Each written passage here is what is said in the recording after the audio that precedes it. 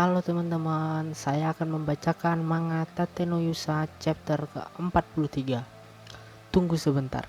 Jika kamu mengikuti animenya dan tidak mau terkena spoiler season 2, bisa di-skip, oke? Ya udah, langsung aja ke manganya. Setelah menyembuhkan luka mereka, para pahlawan berkumpul dalam satu meja. Beberapa hari yang lalu saat wave, tidak diragukan lagi. Orang itu yang menyelamatkan kita di balik layar. Dia adalah pahlawan panah berkata dengan bingungnya. Oh begitu ya. Pahlawan tombak pun berkata, namanya Risha, benar? Sayang sekali, gadis secantik dia memakai kostum tupai sepanjang waktu. Pahlawan pedang pun berkata, karena set itu memberi tambahan status yang bagus. Ratu berkata, kau punya rekan yang hebat pahlawan panah.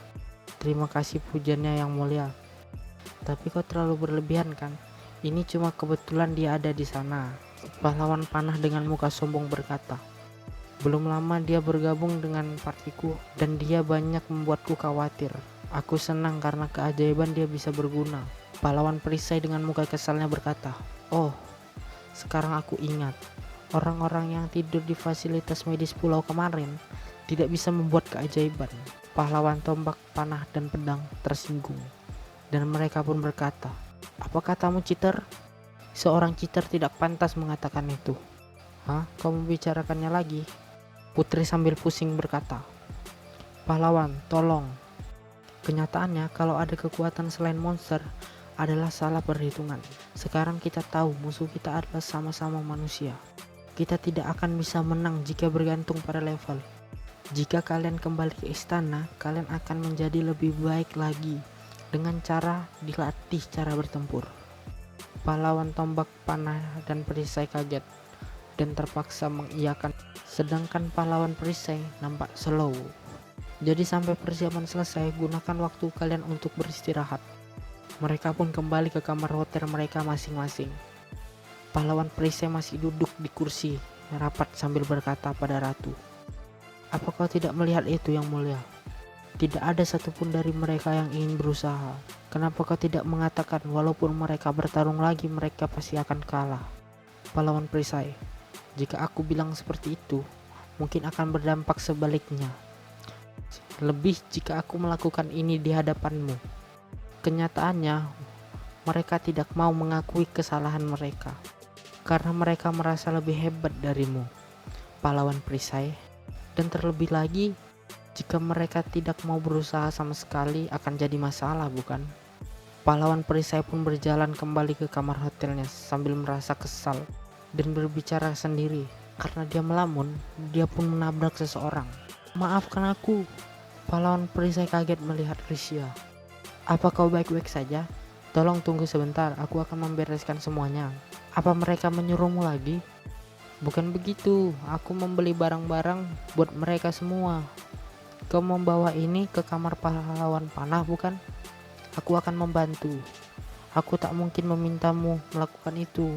Selagi kau membawa semua ini dengan memakai kostum itu, kau akan jatuh lagi. Tapi pahlawan tombak pun menolongnya. Cepat berikan itu. Terima kasih. Pahlawan perisai berjalan merenung. Aku juga memiliki pengalaman yang sama buruknya. Tapi bagaimana bisa dia bertahan diperlakukan seperti ini? Pahlawan perisai pun berkata, hei, apakah pahlawan panah memaksamu? Ini juga pasti semacam takdir. Apa tidak masalah jika aku bertanya apa alasannya? Meskipun kau mendengarkan cerita dari seseorang sepertiku, cepat bicara saja. Flashback masa lalu Risha. Aku mungkin tidak terlihat seperti itu, tapi aku berasal dari keturunan bangsawan. Meskipun kami sangat miskin, kami punya hubungan yang baik dengan rakyat kami, dan kami hidup dengan sederhana. Tapi pada suatu waktu, ladang rakyat kami mulai dirusak oleh sesuatu, dan mereka dibeli syarat yang buruk dalam negosiasi. Hal yang buruk terjadi satu persatu. Saat kami sedang mengalami kesulitan, bangsawan dari kota tetangga datang dan memberi kami usulan. Keluarga kami harus memberikan anak perempuan kami untuk menjadi jaminan. Dan sebaliknya, mereka akan meminjamkan kami uang dan pengawal. Pahlawan perisai memahami perasaan Risha. Begitu ya, semua hal yang dilakukan oleh para bangsawan dari kota tetangga, dan tujuan mereka mungkin untuk bisa mengendalikan wilayahmu. Ih, itu hebat, pahlawan perisai. Pahlawan perisai pun berbisik dalam hatinya. Benar-benar kisah yang disukai pahlawan panah. Karena Wave bertahan hidup saja menjadi sangat sulit. Kami tidak bisa menabung cukup uang. Aku juga dijadikan sebagai jaminan, tapi aku dikurung. Pada saat itulah pahlawan panah menyelamatkanku.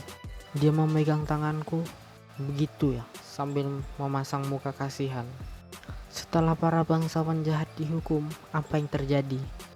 Kalau aku ingat dengan benar, keluarga kami juga dipercayakan untuk mengelola kota tetangga. Jujur saja, aku tidak tahu banyak tentang apa yang terjadi setelah itu. Kemudian aku bergabung dengan pahlawan panah. Aku pikir aku hebat dalam sihir, tapi pahlawan panah sedang mencari untuk partinya. Aku ceroboh dan tidak bisa melakukan apapun dengan benar. Tapi meskipun begitu, tiba-tiba pintu kamar hotel terbuka dan keluar pahlawan panah. Dan ia berkata, "Akhirnya kau sampai. Apa kau ada urusan di sini, pahlawan perisai?" Sambil memasang muka marah. "Oi, pahlawan panah, berapa lama lagi kau menyuruhnya memakai itu? Itu sangat mengganggu." Dan pahlawan perisai meletakkan barang yang ia bawa dan dia pergi dari kamar hotel itu. Setelah sampai di kamarnya, ia duduk. "Selamat datang kembali, pahlawan perisai," kata Lia sambil duduk di samping pahlawan perisai. "Gimana rapatnya?" "Seperti biasa, sambil kelelahan. Jujur saja akan lebih baik jika berpikir pahlawan yang lain tidak berguna." Ratalia tersenyum. "Seperti biasa ya. Sebaiknya aku segera memikirkan orang baru untuk bergabung dengan party kita." "Orang baru?" "Kau benar. Dengan hanya Philo dan aku, kita sudah pada batas kita." "Apa? Haruskah Philo mengatakan itu?" "Ada apa, Philo?" "Master, sebenarnya Victoria ingin bicara denganmu." Victoria? Kau bisa berkomunikasi dengan Victoria?" "Bulu ini berfungsi sebagai pengantar dan memberikan penglihatan. Terkadang orang-orang keluar dari retakan itu yang dia katakan." "Apa dia bertemu dengan Glass dan LR?" "Aku belum bertemu dengan mereka." "Itu yang dikatakannya. Jadi di sana ada manusia juga." "Apa kau tahu, Victoria, identitas sebenarnya dari Glass dan teman-temannya? Apa yang dibalik retakan?" Aku tidak tahu." "Itu yang dikatakannya. Tapi kau tahu apa?"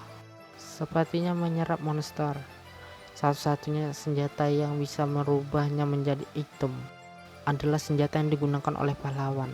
Pahlawan lain selain kami berempat, ada senjata lain selain senjata yang kalian berempat gunakan. Tapi itu juga berbeda dari semua senjata kalian."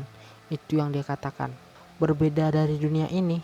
"Pahlawan dari sisi lain, retakan. Jika aku bertemu dengan mereka di suatu tempat saat wave, aku akan mengalahkan mereka." Itu yang dikatakan. "Karena itulah dengan pahlawan lain pastikan untuk..." Ya, aku tidak berencana untuk benar-benar menyerah. Tapi terlalu menyusahkan bagiku untuk berurusan dengan mereka.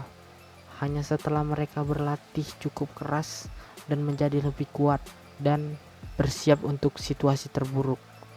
Aku ingin mereka cukup kuat untuk bertarung seimbang melawan orang-orang dengan kekuatan selevel Glass. Seperti yang aku duga, kita membutuhkan anggota baru untuk party kita." Traumaku muncul lagi. Pahlawan perisai sambil ketakutan. "Menambah anggota baru ke party? Berarti kita meningkatkan kemungkinan untuk dikhianati. Aku tahu kalau di dunia ini ada orang-orang yang bisa dipercaya. Tapi tetap saja, di wave terakhir banyak petualang dari pulau yang ikut ambil bagian, tapi mencari orang yang bisa dipercaya dan juga kuat akan sangat sulit." Pahlawan perisai pun merenung. Petualang yang bisa dipercaya.